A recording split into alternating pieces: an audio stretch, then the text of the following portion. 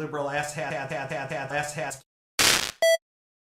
Some more great nuggets today that all you liberal asshats can ignore.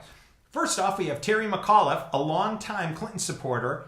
He gets caught donating $450,000 to the wife of the assistant director at the FBI.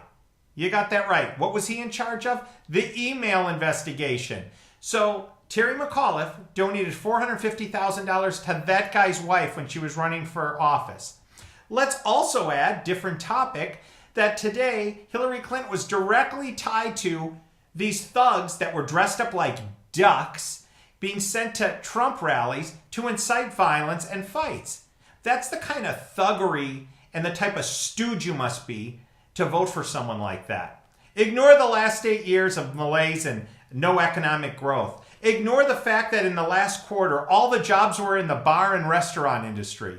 Ignore the fact that $20 trillion in debt's been racked up, that she left her employees to die, invaded Libya and Syria and 1 million people died, pulled all the troops out of Iraq and created ISIS, let the Russians run wild in the Ukraine and now take over Syria, let the Chinese build islands in the middle of the shipping lanes.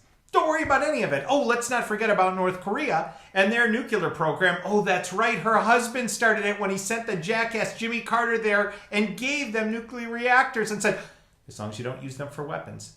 Let's ignore all of that. But let's look at the fact that poor Bernie Sanders, the election was fixed. It's in writing. It's in the emails. And what happened? They fired the head of the DNC. Hillary Clinton hires her. Donna Brazile is the new one. She gets the questions for the CNN debate and lies about it on television. Lies about it overtly. It's unbelievable. And people are still going to vote for this seditious, traitor, lying, leave her employees to die hag. And she's talking about toddlers in the debate and reasonable gun regulation.